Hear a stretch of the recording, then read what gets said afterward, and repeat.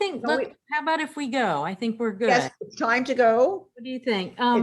It's 7:01. So I'll just say, welcome everyone. I'm Jocelyn O'Zolins from the Shelter Island Public Library, and I want to thank the poets for being here very much. Thank you for doing this, and thanks Virginia Walker for putting this all together. There was a lot of coordinating.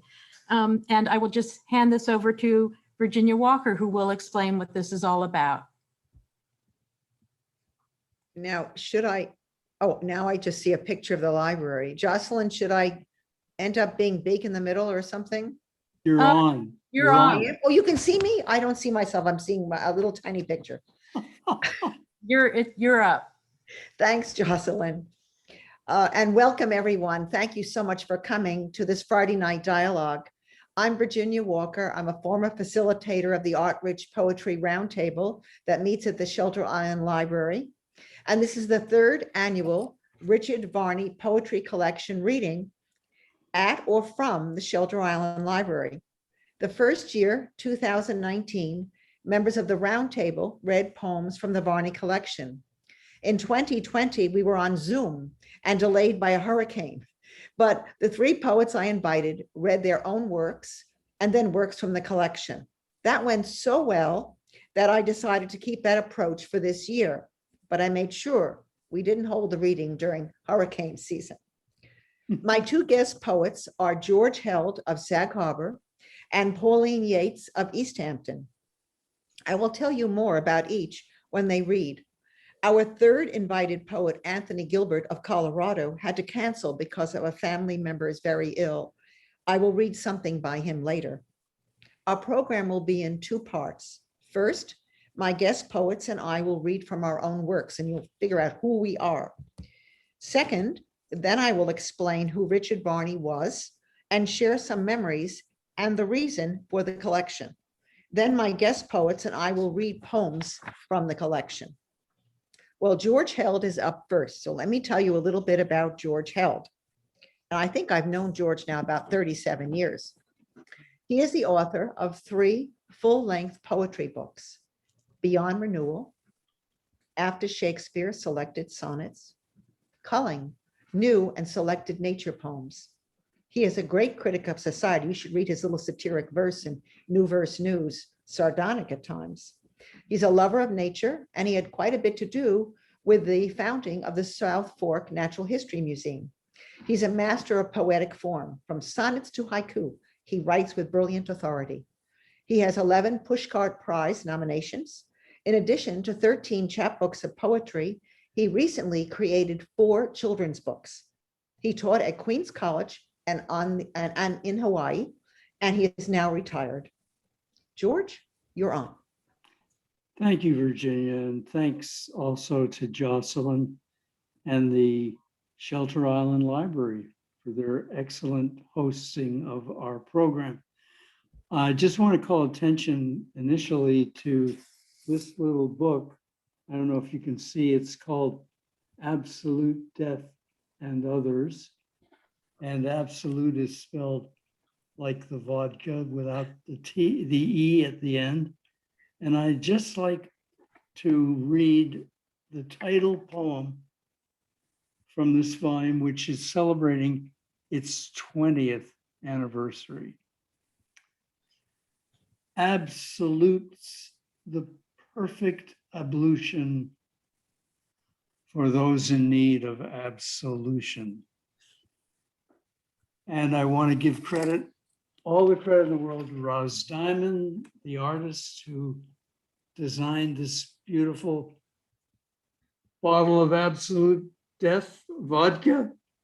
I guess vodka won't kill you unless you drink it straight like one of our panelists tonight. Anyhow,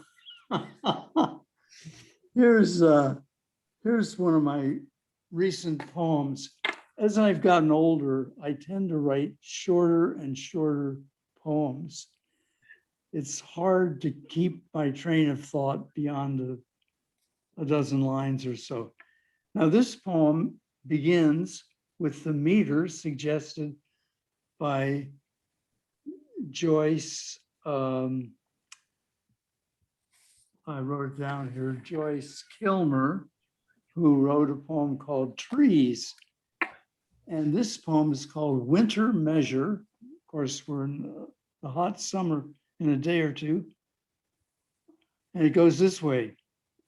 I doubt that I will ever see a bird as lively as that chickadee dancing on the skeleton of a sugar maple tree. There is no lesson here, just the winter pleasure of taking the measure of a tiny creature, searching for lacewing or seed and striving to stay alive. Now, this poem is actually about to be published in a small online journal called First Literary Magazine East. It's called Glass History, and it's a local poem.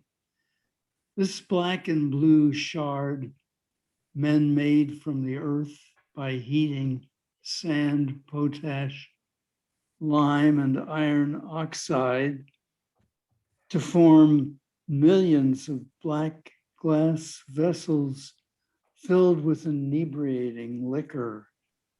Then an inebriated seaman tossed an empty bottle, returned to its origins in sand and sea, transformed to this black and blue glass shard, a sign of this harbor's past. That harbor is Sag Harbor, where I'm reading right now. Virginia was kind enough to mention my venture into haiku. It's a poem of maximum 17 syllables, usually broken into 3 lines, with the middle line longer than lines 1 and 3. And in this poem, I use only 6 words, only 6 words in this haiku. 7 juncos scavenging in the snow. 7 juncos. And it's normal to read a haiku twice because it's so short. The listener may not get it. So here it goes again. 7 juncos scavenging in the snow. 7 juncos. And here's another one. I speculate in this haiku about the inventors of haiku way back in Japan in the Middle Ages or the early Renaissance for us. The first haikuists resisting the urge to enlarge. The first haikuists resisting the urge to enlarge. This poem I wrote after hearing the 50-ish poet James Arthur read one day in New York. He's a widely admired poet from Johns Hopkins University, and his first collection is from Johns Hopkins University Press. And he wrote this poem, he explained, after seeing his son to bed one night, and the son calls the moon, Moom. So the poem is called After Arthur, Good Night, Moom. Say good night to those boon rhymes, moon, June, tune, swoon, and welcome in a new set, moom, room, gloom, tomb. more promising, more fruitful for poets who dote on their darling sons as night falls about them, making sunrise seem more promising, more fruitful than ever before.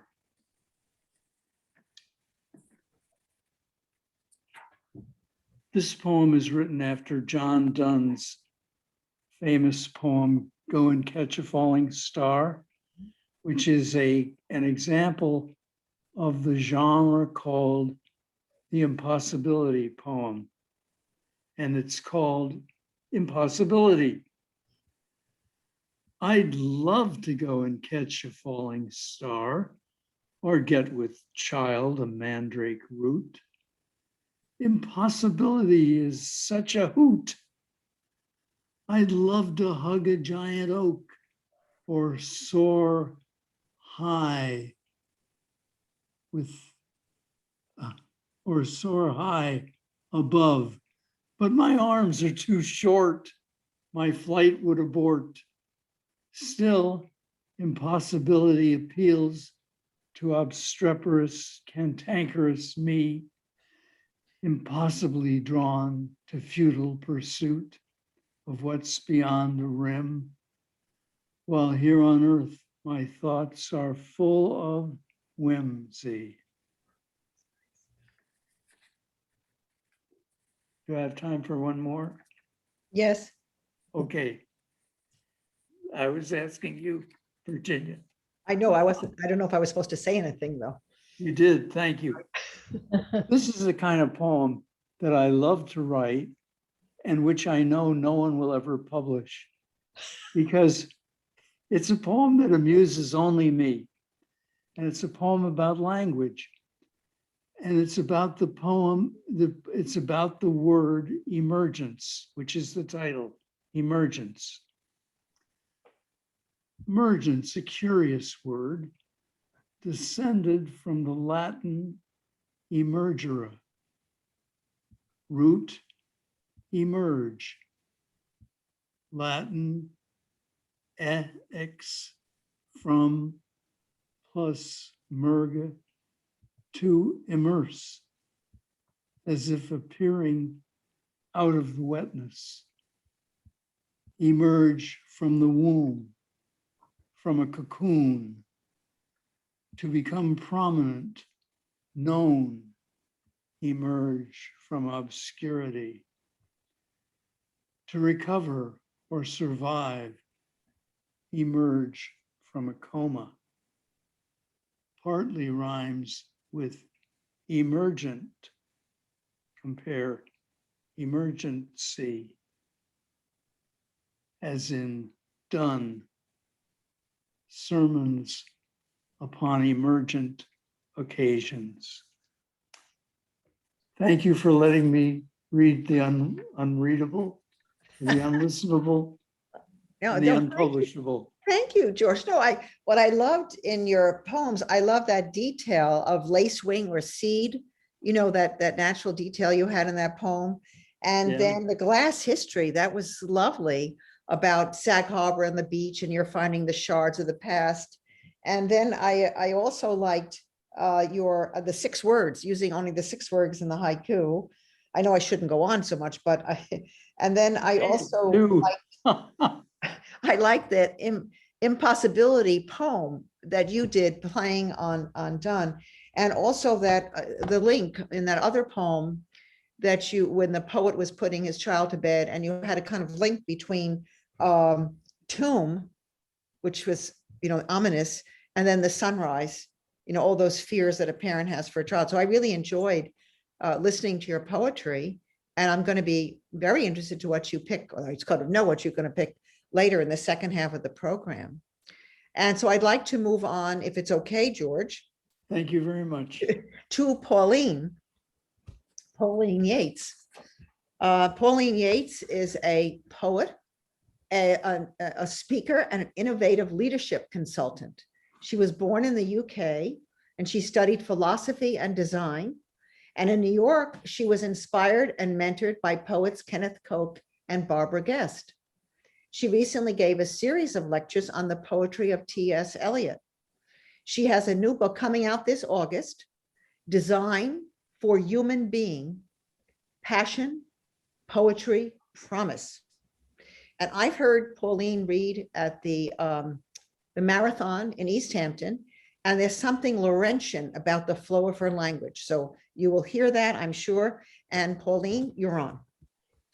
I thank you, Virginia, so much, and to the Shelter Island Library and the Richard Varney collection. For me, poetry is a form of meditation, and it's an attempt to express an intuitive emotional truth that registers in a single instant. And the work of a poet is to take those ineffable moments and turn them into an experience that others can deeply share and feel. And in this reading, I want to touch upon the shared moment that we're all in, this global moment of breakout from lockdown. And I just see this as an opportunity, a worldwide opportunity for us for change and transformation that as a world we've needed for a long time. So my first poem is inspired by a quote from Stephen Hawking. We're just an advanced breed of monkeys on a minor planet of a very average star, but we can understand the universe. That makes us something very special. The poem's called Special. If you're not moved to wonder nor humbled by living on a fragile floating sphere, circling a larger flaming ball of nuclear fire, which in its turn circles a hungry cosmic black hole among billions, all exploded from a singularity of nothingness, while at the same time you have capacity to think and speak and wonder and, yes, deeply love. If you're not moved by this, it's doubtful that poetry, transcendence, or special will ever be possible for you. In this year of COVID, we've all shared these profound experiences collectively. And my idea of how we humans live and grow is that we change and evolve throughout our lives. It's a creative form. It's the Chilean neuroscientist and neurobiologist Varela and Maturana called it autopoiesis, which means self-created. So that we create ourselves as we go forward in life. So we're always in a state of becoming. And the idea of a state of being is a kind of misnomer. It's a kind of illusion, because we're always becoming something. This poem is called Being Becoming. And it starts with a quote by Goethe. And so long as you happen to experience this, to die and so to grow, you're only a troubled guest on this dark earth. Caterpillar, bulbous inching thing, transforms itself to glamour, gliding radiant on breeze and wings of serendipity, airborne miracle of its own imagining. Chrysalis, a self-spun lockdown, lambent architecture custom built for auto-isolation, dream space to journey inward to answer yearnings, yet unnamed. Butterfly, born to metamorphosis, makes a banquet of its former self, unfurls into a creature fated by imaginal cells, destined for sublime awakening. Human, a conscious changeling, soars in self-invented flights of fancy toward a future beckoning self. Human, creation in formidable flowering, a being forever becoming. Transformation and evolving, if we want to do it mindfully, takes a certain courage especially this time, we're stepping into this tremendous change and also tremendous possibilities that are going to be occurring. After every epoch like this, there's been a renaissance, and we've never seen a global catastrophe like this. So a global renaissance is on its way. The epigraph for this poem comes from Benjamin Disraeli. Nothing can be done without audacity. The name of the poem is Audacity. Audacity, the watchful eye that dares to see an opening, leaps to make the win, trades a foothold on the precipice to soar, be seen, determined to be heard. In the courage to declare itself, audacity presumes, knows what it says matters, conscious that what counts for anyone is amplified in others' souls. Nature owns audacity's imperative, speed in osprey, stillness of the watching heron, cougar rippling as she lights upon her prey, rooting acorns, aiming for the sky. As high and wide as vision dares to go, audacity displays its gifts, knowing that the passion of a single reverie can move a world.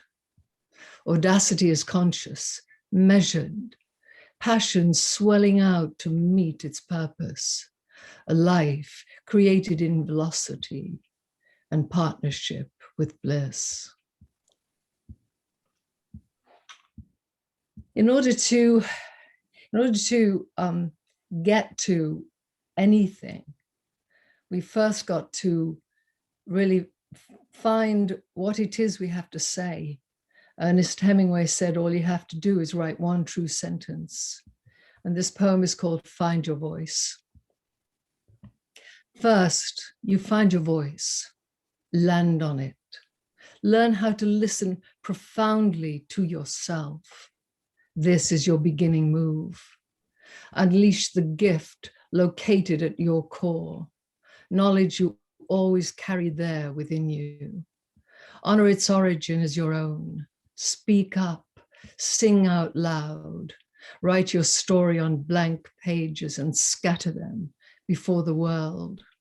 Stand up to your fear stalker, face down your shaming shadow, scale your wall of vulnerability, stand tall in the market square, go public, get soul naked, flaunt your spark of genius, shout it on the airwaves, strut it in the streets.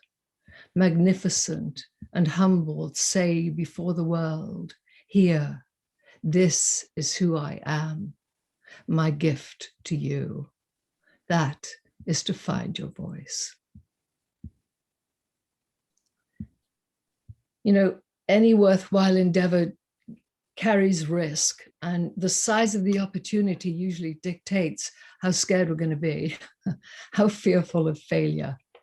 Winston Churchill said, success consists of going from failure to failure without loss of enthusiasm. And this poem is called Failure. Petri dish of victory, mastery takes seed in failure's roots, growth where artistry accrues, transcendent in the reach for virtuosity. Wisdom waits in disappointment, candied trails of false starts, feats of grace, tour de force of genius. All of this awakens out of failure. Quixotic vagaries of broken code, virtual vexations, chaotic workarounds, answers lie in quantum emptiness.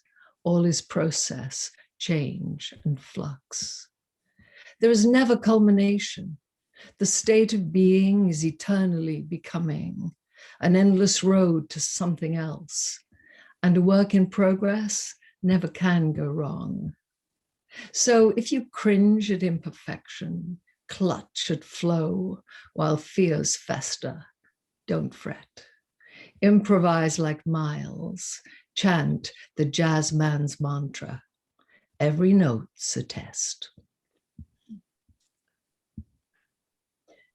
We're very much trained in practical planning, And we lose sight of the genius available to us in the present moment when we're alive and engaged in the moment daily. And the thing is that we're so trained to make lists, to-do lists, and we forget that we're going to wake up tomorrow following the dictates of the person we were yesterday. So this should have a quote by Tony Robbins, but it doesn't need it. Okay, so it's called to-do lists. Yesterday, a tyrant spirit rose up, weighed me down, doled out on a list dictated by some former organizer self the day before. Focus, it barked, panic closing off its throat. Hang in, get caught up, get it done, or fall behind tomorrow. Today, a wild, truer present self knows better. She dreams as morning light winnows psychedelic acid green from new leaves opening. Knifes through handicaps born of winter lockup, breaks out from hibernation, trades it in for sassy strut and swing of life awakening. That self who plotted out the never to be landed future disappeared into a past that never thought to live exalted in a present. That ever incandescent, ever present moment now, the true, authentic treasure of a life. Days, years, future, past are only memory and measure. And then this last poem is a different kind of poem. It's sort of about we as humans are part of this larger natural order and how we relate to each other and how love binds us. It's called Symphony. Ours is the briny blood of oceans, pulse reverberating fathoms deep from shell-strewn bedrock, flesh filled out in fragrant soil, unlikely life emerging from a spinning sapphire sphere. Spring, scampering puppy joy, wavelets skim the bay, suggestive tease of April, shifting mood like mercury, as splints of silver light ply the horizon, suspend us in a momentary perfect slice of wonder. Summer, sunsplash rides on backlit waves that roil to shore, exult in their magnificence, revel in the sultry adulation of an August sky, like ballerinas billowing upon a Klieg-lit stage, preen and bask in prima glory. Autumn, as we strive to find a solid equinox in place and time, a jagged seahawk soars to ride September wind shear, restores us to the infinite, ancient mystery of emptiness from where, like churning tides, we also rise. Winter, thunderous, oil-slicked granite swells of solstice, heavy, heave beneath a tired, worn-out sun, drizzle chill on faded muslin skies, tumbling stones in tattered winds. Like us, they brace against insurgent dusk of early afternoon. All night long we listen to the rain, bailing skies grinding down in slithering sheets around us, reanimated grasses blasted dry by early frost, dyad of two souls surrender, sweet axis where twin shadows meet, exhale and come to rest. Oh, that was lovely, Pauline, the dyad of two souls. And I love listening to what you were doing with the chrysalis and then the butterfly and that we are the conscious changelings, human. I mean, there were so many wonderful ideas there, and you got into physics, and good heavens, it was a wonderful reading. I'm going to move on because I promised I will read a little something from a book called Notes from the Drift, which is by Anthony Gilbert. It was published in 2018. I'll read one now, and if we have time, I'll read one later. It's intriguing, and it follows the mindfulness idea that you were just speaking about, Pauline. Easy to find, mountains are hard to know. Traveling into them, we still lean seaward. We dream of saltwater bays and inlets, tell ocean stories to the rivers and streams. Over green mountains we drift, we flow and flower in all manner of space. 2 centuries ago, settlers struggled to farm this thin, rocky soil, long abandoned. Hemlock and other hardwoods have reclaimed the glaciated slopes. Like these woods, we are new humans, new growth from old roots. We are the children of abandoned landscapes and forgotten ideas, penetrating the igneous and metamorphic to learn new ways. There are no secret places in the world where we can hold conversations with the universe, places where the infinite is shallow enough for a human to wade in, where we map our course by the changing pitch of a hermit thrush. The key to knowing mountains is to come at yourself with ease, to walk simply through all the tight spaces. Now, most of you know in the audience that I co-authored a book of poetry, Neuron Mirror, along with Michael Walsh in 2014. My mother, Helen Shields, and 4 poet friends, Robert Long, Steve Cedering, Diana Chang, and Angie Katcher, died of pancreatic cancer. And all the money from our book went to the Pancreatic Cancer Foundation for Pancreatic Cancer, the Lustgarten Foundation. And we raised over $10,700 for that. It was quixotic, but we did it. Unfortunately, Michael isn't with us anymore. I miss him all the time. He died way too young. My career was as a college professor of English. I taught in New England and on Long Island. My poetry has been in the Humanist magazine, the Suffolk County Poetry Review, and many anthologies, including Poets for Paris, The Light of City and Sea, and Touched by Eros. Now, I'm going to read you a few poems. We're all talking right now about China, about lab leak possibilities, the hegemony of the CCP's Belt and Road Program, China's construction of artificial islands in the Pacific, and recently the 300-person police raid on the Daily Apple, a pro-democracy paper in Hong Kong. But do we forget other things that are going on that China's doing, and the rape of the environment? This was in the paper for a while. It's still ongoing, but somehow we don't hear about it anymore. The Galapagos in peril. Darwin's infinite possibilities and adaptabilities protected by choppy motes of regal forms dividing are now threatened by the more ships of power, ravenous China, the Maoist parties, annihilating engines, indifferent to the borders of a small country or individual soul. And when acres of fish are hosed up into the bellies of the red world ships, what happens to the birds of specialized beaks, the iguanas of the rocks, and the glossy seals dependent on the bright scales beneath? The whole sacred web we preserved is in peril. Will lovers of diversity protect the Edenic from a dark force? In the fall of 2020, my husband had to have an x-ray and scan of his ribs because of pain. And the hospital said there were anomalies in the pictures, possibly from cancer spread to the bone. I wrote the next poem in the 10 days between that pronouncement and a PET scan at another hospital that cleared my husband of all cancer. So this was written in the interim, that indefinite time period. Lanterns of autumn.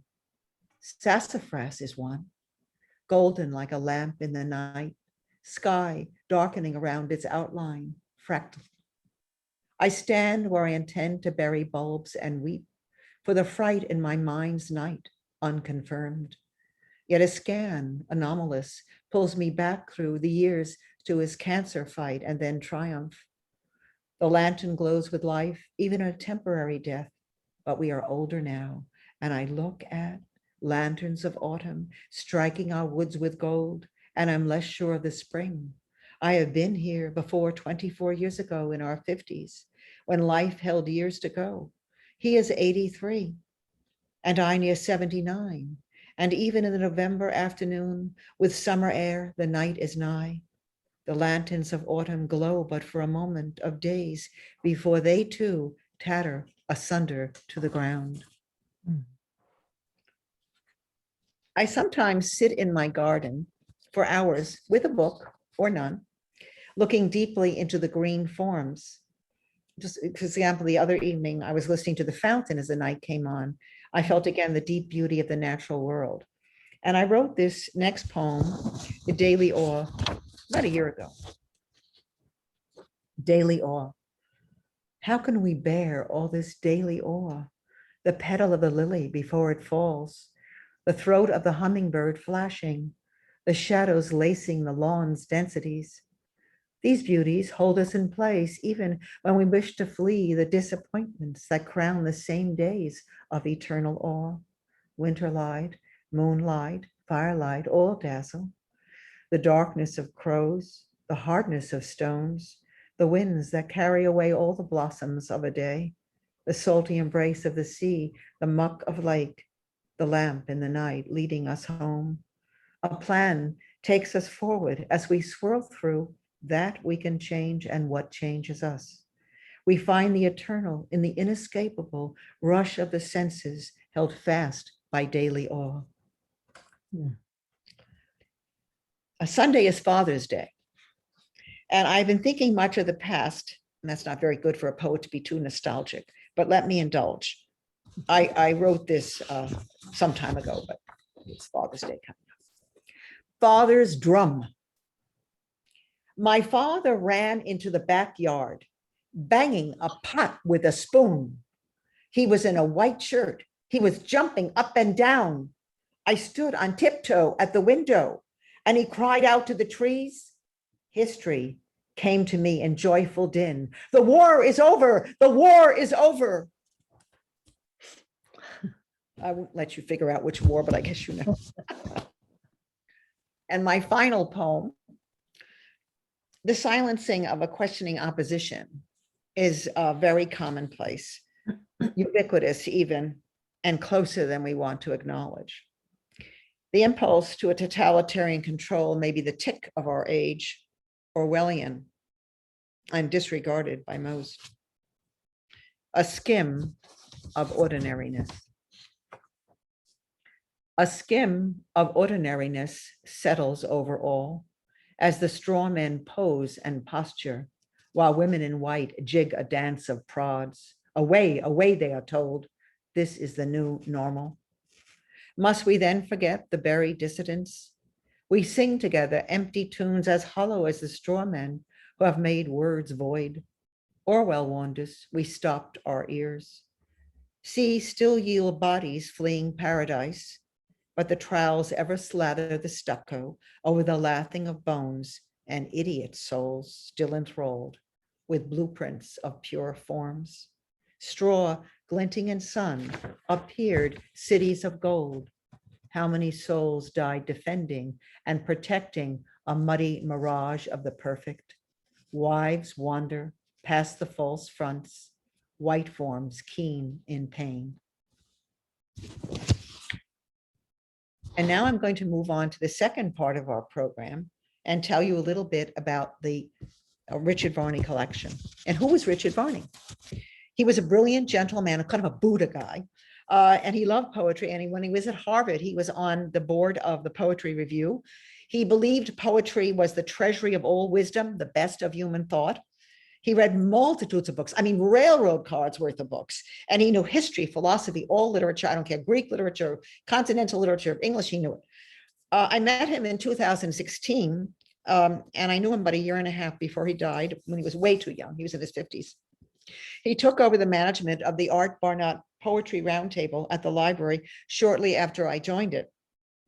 I immediately knew he was an incredible person of deep learning and deep appreciation for the best of all human creations. He was impish, he loved to engage in conversations, and a man easily to confide in. He and I were planning a relaunch of the roundtable in June of 2018, after a very quiet winter. And I was surprised in April when he asked me if I'd be willing to take over his role. Then in early May, he wrote to those in the poetry group that he was going into hospice. Even when I went with Martin Anbinder and Yvette Jansen to visit him in hospice, I found it hard to believe that he would leave us. A strange thing happened between us. When he wrote to us, I looked for something to read to distract. I pulled off a shelf Pale Fire by Nabokov, which I had never read. It was sitting there about 30 years. I asked Rich to tell him, I called Rich to tell him we would visit when he went in hospice. And he asked me, as he often did of people, "What are you reading?" I answered, "Pale Fire."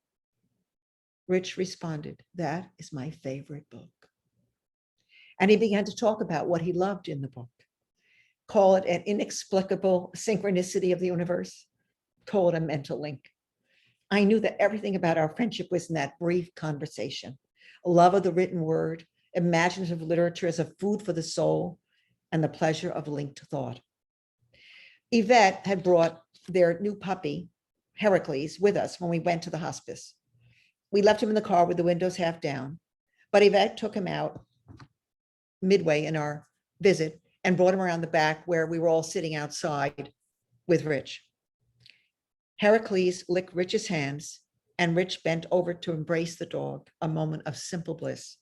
I'll never forget this beautiful moment of joy. Rich died Memorial Day weekend, 2018. In mid-June, I relaunched the roundtable under a new name, the Art Rich Poetry Roundtable, and spent 2 years, 2 months trying to fulfill all the intentions that Rich and I had had for the group. He believed in deep reading, tangential reading to understand a poet and the times, and an unending exploration of ideas and poems. We had a memorial event at the library in August of 2018, and friends from Harvard who came to that, and the members of the roundtable, we pitched in and we put money together to create the Varney Poetry Collection. The following year, the roundtable presented the first Varney collection reading. And for tonight's reading, each of us has chosen poems by poets from the collection. And so, George, I'm going to turn to you again, and you'll have to put your mic on. I think your mic is off. There you are. George, please read us your choices. I think you were going to read Langston Hughes, Paul Laurence Dunbar, and William Butler Yeats. Yes. The first poem I chose to read is Langston Hughes, The Negro Speaks of Rivers, which he wrote 100 years ago, 1921. I've known rivers. I've known rivers ancient as the world and older than the flow of human blood in human veins. My soul has grown deep like the rivers. I bathed in the Euphrates when dawns were young. I built my hut near the Congo, and it lulled me to sleep. I looked upon the Nile and raised the pyramids above it.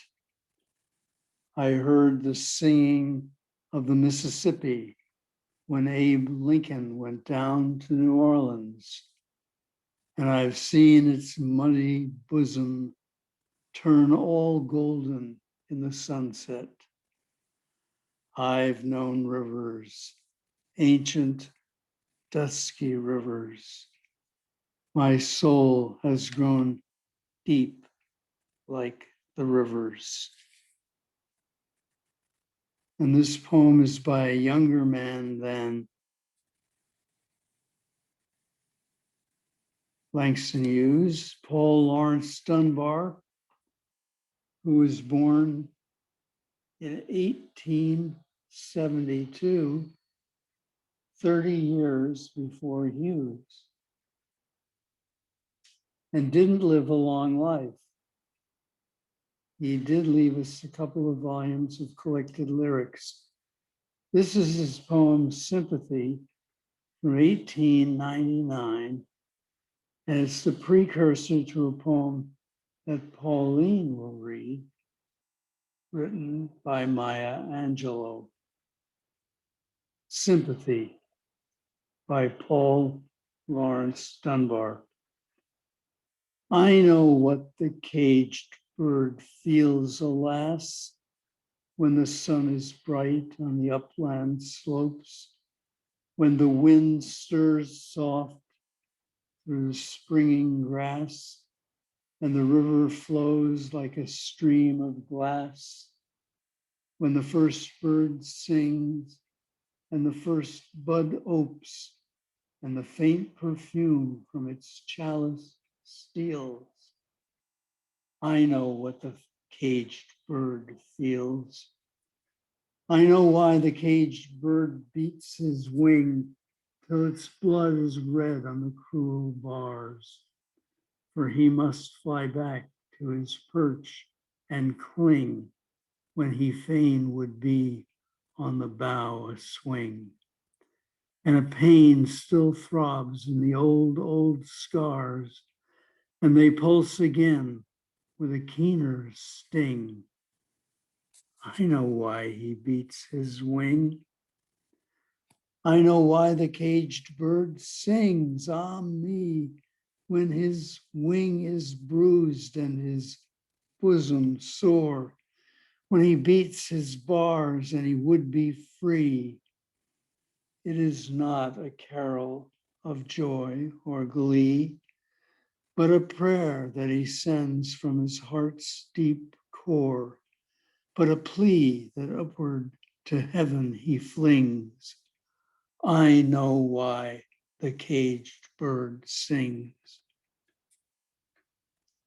And finally, I've chosen a poem by William Butler Yeats, who is older even than the two Black men whose poems I've just read. Yeats, born in 1865, that's the last year of the Civil War. And this was a poem that I learned under the tutelage of William York Tyndall, the marvelous modernist at Columbia University. It's called To a Friend Has Come to Nothing.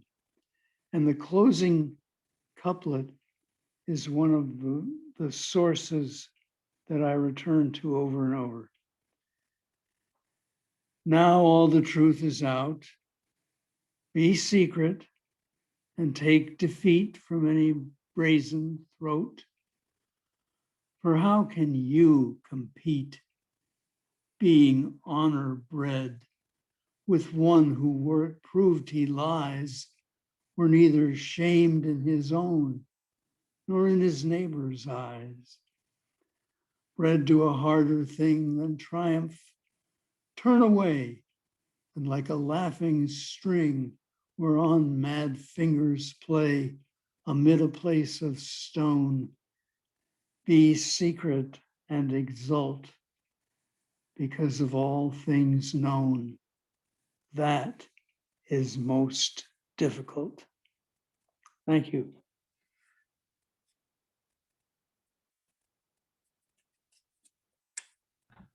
Pauline, yeah, I'm sorry. Pauline, I just came back on the mic, I think. Pauline, I think you have different choices. Derek Walcott, HD, Maya Angelou, and John O'Donoghue. Yes, Can you yes. share those readings with us? Yeah. And it's a wonderful coincidence that we're reading these poems. Juneteenth, right? I was going to say, I didn't want, right? Yeah. Did both you and George figure that out ahead of time? I don't know actually, but anyway, it must have been, I'm sorry. psychic. Okay, so the poems I've chosen to read enlarge upon this theme of recovery, healing after challenge and promise of new freedom, growth, encouragement. The first one is called Love After Love by Derek Walcott, a poet of African, Dutch, English heritage who grew up in St. Lucia. And he wrote this after a love affair. But I feel that this also speaks of times when we find a new place within ourselves or new identity or a new a new wave of understanding of ourselves shows up, you know. The time will come when, with elation, you will greet yourself arriving at your own door, in your own mirror, and each will smile at the other's welcome and say, sit here, eat. You will love again the stranger who was yourself.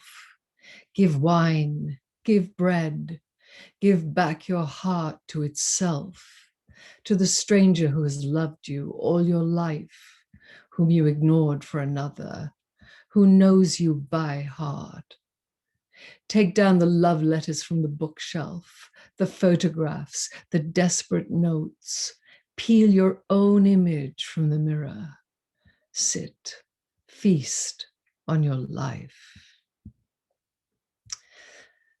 The second poem is called Sheltered Garden by a poet called H.D. She's not very well known, but she's a marvelous imagist poet, and you'll see wonderful images in this poem. I've had enough. I gasp for breath. Every way ends, every road, every footpath leads at last to the hill crest. Then you retrace your steps or find the same slope on the other side, precipitate. I've had enough. Border pinks, clove pinks, wax lilies, herbs, sweet cress. Oh, for some sharp swish of a branch. There's no scent of resin in this place, no taste of bark, of coarse weeds, aromatic, astringent, only border on border of scented pinks. Oh, to blot out this garden, to forget, to find a new beauty in some terribly wind-tortured place. And this next one is the poem by Maya Angelou that was based upon the poet Paul Laurence Dunbar. And you know this, it's worth a listen now. We know this poem well, but it's worth a listen now in the new light of cages we may have built for ourselves or around ourselves. Caged bird. A free bird leaps on the back of the wind and floats downstream till the current ends, and dips his wing in the orange sun rays and dares to claim the sky. But a bird that stalks down his narrow cage can seldom see through his bars of rage. His wings are clipped and his feet are tied, so he opens his throat to sing. The caged bird sings with a fearful trill of things unknown but longed for still, and his tune is heard on the distant hill, for the caged bird sings of freedom. The free bird thinks of another breeze, and the trade winds soft through the sighing trees, and the fat worms waiting on a dawn-bright lawn, and he names the sky his own. But a caged bird stands on the grave of dreams. His shadow shouts on a nightmare scream. His wings are clipped and his feet are tied, so he opens his throat to sing. The caged bird sings with a fearful trill of things unknown but longed for still, and his tune is heard on the distant hill, for the caged bird sings of freedom. This next poem is by John O'Donoghue, an Irish poet, philosopher, who died too early in 2008 in his early 50s. The culture's just catching up with him and he's beginning to enter mainstream now. A couple of references before we begin on this. A currach is an Irish-Scottish small round boat made of wicker and canvas, and it's probably the kind of boat the Bonnie Prince Charlie would have taken across the sea to Skye in the folk song. And to mind somebody, as it's used here, is a Scots-Irish Northern England dialect for a very tender, precious taking care as one would a baby. So blessing. On the day when the weight deadens on your shoulders and you stumble, may the clay dance to balance you. And when your eyes freeze behind the gray window and the ghost of loss gets into you, may a flock of colors, indigo, red, green, and azure blue, come to awaken you in a meadow of delight. When the canvas frays in the currach of thought and a stain of ocean blackens beneath you, may there come across the waters a path of yellow moonlight to bring you safely home. May the nourishment of the earth be yours. May the clarity of light be yours. May the fluency of the ocean be yours. May the protection of the ancestors be yours. And so may a slow wind work these words of love around you, an invisible cloak to mind your life.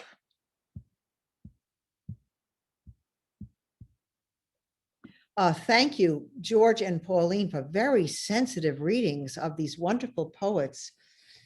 I was saddened this last year by the deaths of three very important poets with ties to the East End, all men I knew and admired: Philip Appleman, Vince Clementi, and Marvin Bell.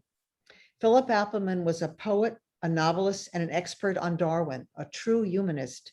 I knew Philip and his wife, Margie, and had them as guests on my cable program I once had. He wrote a wonderful comment for Noor Mira. And here is a poem by Philip, Heavenly Body, and it was originally published in Poetry Magazine in 1988.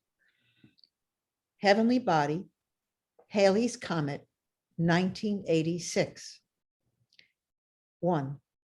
Comet from the Greek means a curve of golden hair.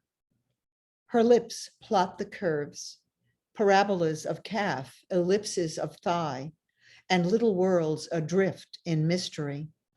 What is the secret name for the bend inside the knee? And what is the word for the arc between the first and second toe? Springtime. Out there on our crescent beach, horseshoe crabs are clattering their armor-plated love.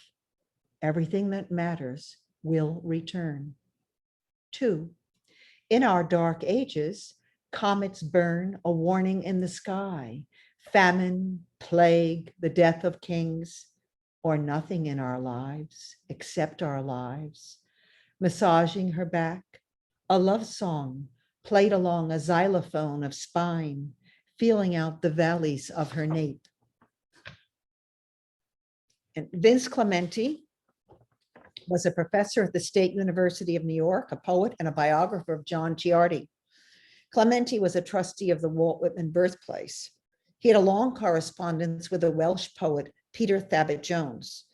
And I'll have to tell you, I heard Vince lecture on Margaret Fuller, the 19th century feminist, at Canio's, and he gave such a vivid description of the terrible death by drowning. She, her son, the little baby boy, and her common law Italian husband had off Fire Island on their way back to America from Italy, that it just transfixed me. And I made sure that every time I taught Margaret Fuller, I had to tell that story.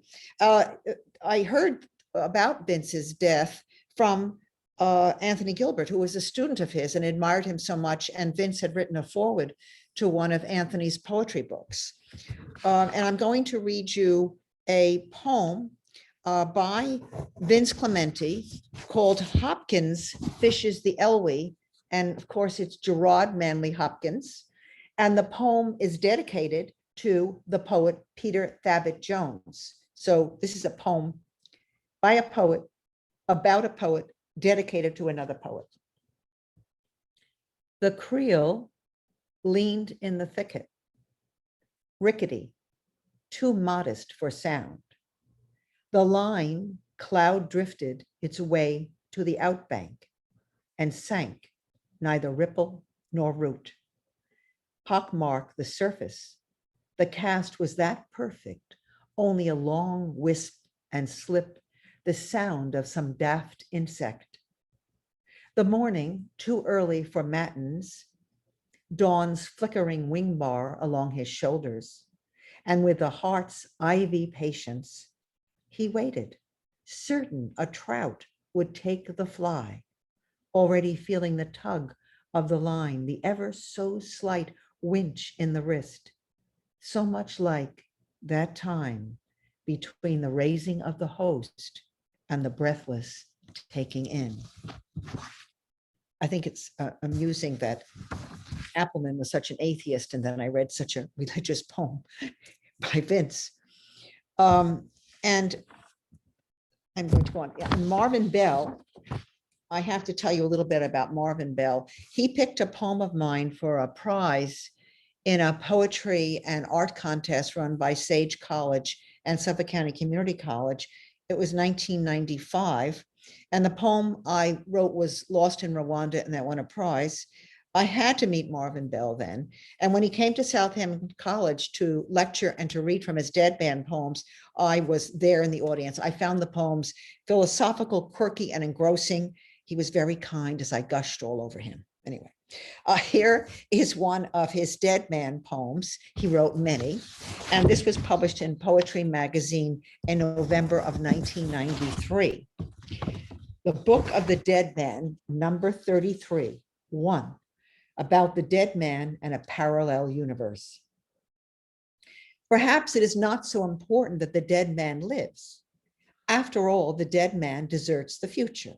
He squints to better define the distance, a darkroom procedure. He drops his jaw to hear better. He makes a fist around everything to gain a better purchase. He breathes with his mouth open to better catch the odors of food and inhales as he chews to better free its taste. He walks downhill whenever possible. Thus, the dust where the dead man lies is fluffy, as if there was a shadow shape within it, or more perfect dead man. Hence, the face of the earth wears an expression of beneficent indifference, confirming that too much has been made of life and death. The dead man will be tears, freed of eyes, laughter and moans, independent of any contraption, a soul without devices, a spirit sans tricks. The dead man is Darwin's resolution, an ultimate promise. After the dead man, how can there be a body of myth? He is the living truth. The dead man seems smaller only because of where one stands to see him. This is a mental parallax. 2, more about the dead man and a parallel universe. It is as if there were being woven a cloth shirt made of the fibers of dead men. And of course, it will be perfect. People will take turns wearing it, each one imagining himself to be its owner. A true knowledge of it will banish weariness and ennui. And I think I'm going to close by reading another excerpt from Notes from the Drift by Anthony Gilbert, who could not be with us here today. And then I'm going to turn back to my poets for comments. Number 31. We have become nothing better than wandering clouds, fugitive pilgrims, drawn towards the inwardness of long, unfrequented roads. No one should ever abide our tattered madness. We left words behind, loose and ungathered.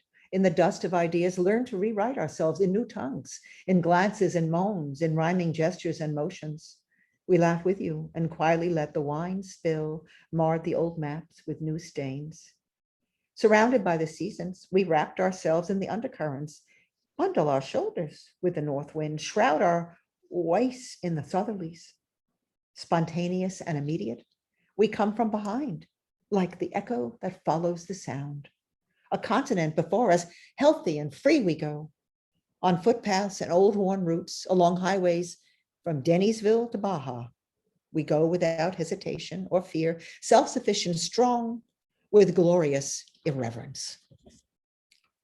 And that's a little Whitman-esque there, I think. And that closes my reading there of the poets I've chosen. And of course, a little thank you to Anthony who couldn't be here. But now I want to get back to my poets here. And I'm going to ask you, well, with all that poetry hovering in the air, George, any thoughts? Well, I think you did a very good job in choosing Pauline and me, who are polar opposites in the world of poetry, I would say. Yes. So that probably was more entertaining to the audience than two of each of us, of either of us. I'm sure they loved all you. They loved both of you. Yes, you're very concise and getting smaller and smaller down to those juncos. And Pauline is expanding into the Milky Way and beyond the black holes. I got all that. Well, more to the point is that she seems to be living from day to day and transforming from day to day, whereas I find it harder and harder just to recognize myself every morning. George, stop, please. Oh, good Lord. George, you are always older than I am. That is one marvelous thing I know. When I met you about 37 and a half years ago, I think it was at a party Eileen Annie Lou's gave in Sag Harbor, I said, this is the guy I would have liked to have as an older brother. I'm one of 5 daughters. I'm the eldest. When I was a child, I had an imaginary friend. It was a boy, of course, and he disappeared after a while. When I met you, George, I said, that should have been my older brother. And you always My are. wife had an imaginary boyfriend when she was young too. Oh, this was just a friend. I don't think he was a boyfriend. Yeah, friend, I mean. There was someone to talk to. Yes, I had. So is hers. Let's hear what Pauline has to say. Yes, I want to hear Pauline. Pauline, you have to put your mic on. Pauline, your mic is off. I know. Yeah. Oh, there you are. Okay. Yes, gosh. Well, it was wonderful to listen to you both and hear the uniqueness of each poet. It was And then just what we picked too. really which was- wonderful. Yeah.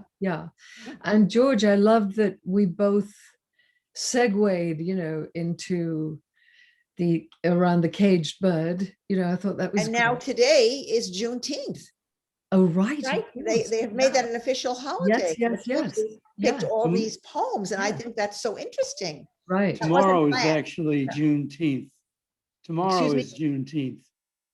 I thought it was the 18th. Today it's is the holiday, Oh, all right. Okay. but It's tomorrow. Juneteenth. Thank you. And Thank you. by the way, if you want to learn more about Juneteenth, Ralph Ellison Ellison, I wrote know. a Yes, beautiful account of it. that's right. Mm, Yes. Well, I okay. love his Great. Visible Man. I taught it. Rilla Askew, an Oklahoman, went to Tulsa and wrote also a wonderful essay on what happened there.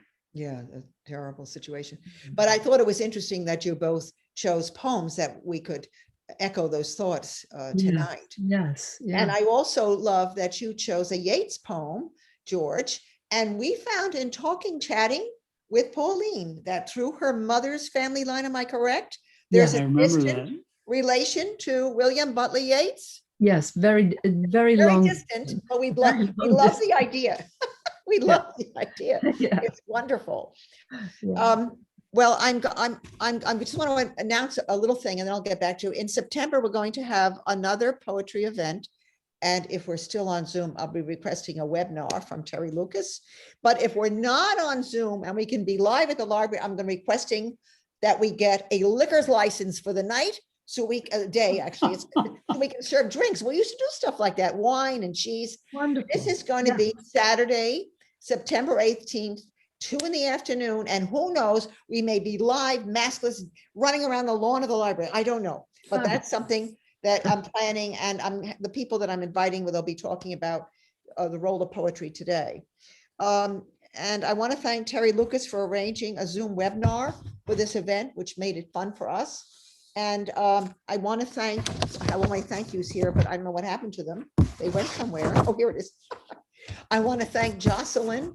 I don't want to forget anybody, and the library elves for helping us to be here tonight and recording us for future YouTube watching. And I want to thank members of the Art Rich Poetry Roundtable for your presence. And I want to thank friends and family from California to Boston for being with us. And I want to thank the student of George Held from Queens College who joined us. That's a great testament to a great teacher. And I want to just let everybody wrap up. George, any final thoughts on tonight and what it meant to you? Any final? Well, it always means a lot to be included in any event that you moderate. So Oh, thank you very much. And I'm not going to say any more because I don't think Pauline has had this equal amount of Yeah, time. no, we got to get to Pauline. And I Yes. want to bring out something about Pauline. She told me something that completely floored me. And I happened to be reading a review today of Virginia Postrell's new book, which is Design of, oh dear, now is Design for Civilization or something like that, or the fabric of civilization. And she talks in there about the fact that designing textiles or things for the home, this is a very noble thing to do. It's part of civilization. It's part of how we advance and innovate. And Pauline, you told me that not only did you design clothing, but you designed furniture. Yes. Pauline, this is like a whole other side of you that I never could have imagined. I mean, you've always captivated me with your poetry and the nature symbolism and the physics, but now you also designed real things for our real lives. Absolutely. And when I designed those things, I was interested in designing spaces for people to grow into, people to grow and develop and pursue lives of meaning in those spaces, just to support those lives of meaning in those spaces. And yeah, and I just love the sculptural element of clothing and furniture and sculpture, lighting. So yeah, it's wonderful. And it was my career, for most of my life. I closed my gallery in New York in 2007. So I've been doing this ever since, Well, welcome to the poet's universe. Thank you. If only I love it. If only George- Jack Lenore Larson wrote poetry. Oh, he's marvelous, isn't he? Yeah, I've Yes. been to his place. He is a fascinating Yes. man. Just Yeah. a great guy. Yeah. And we saw Very, some very good films to there see. about other people that worked with him and designers and Yes. garden. We're talking about I forget, what is it called, his garden? Yes. It's in the Hamptons. Yes. It's Longhouse, north of East Hampton, right? Yes. It's Longhouse Preserve. Longhouse. Thank you. Preserve. Longhouse Preserve. that's- Thank you. There's a voice there right out of the library. I think it's Jocelyn. Yeah. Well, if you don't want to add anything to this, I think we've had a lovely evening. And we never want to go on too long because I think too much poetry, people fog up. We don't want them to do that. We want them to leave here inflamed with language, Yes. inflamed with the written word, and rush out the next time they can to the library to take something out from the wonderful Richard Varney poetry collection. And also on Tuesday afternoons, they can go to the Art Rich Poetry Roundtable on Zoom and meet other fellow poetry lovers, because it's still going on, even though I left. They're still continuing, thank goodness. Well, I want to thank again Jocelyn for being here in the background and keeping us on the screen in the ether. And George, thank you so much. I hope to see you soon. And Thank you. Pauline, I hope to see you soon and maybe in the marathon if they have it again. I hope they do. Great. That would be wonderful. And I'm going to give the special signal now and joke. And Jocelyn can take us away. I just want to say that was so much fun, and I learned so much too about poetry, and want to thank you all. That was a delightful evening, and I'll end it there. Thank you so much. Be Thank you. Thank you secret and everyone for exult. coming. And there were some Thank lovely you, audience. songs. Thank you, audience. Thank you, Thank you, Jocelyn. audience, and good night, everyone. Yeah. Good night. Good night. Good night. Good night, all.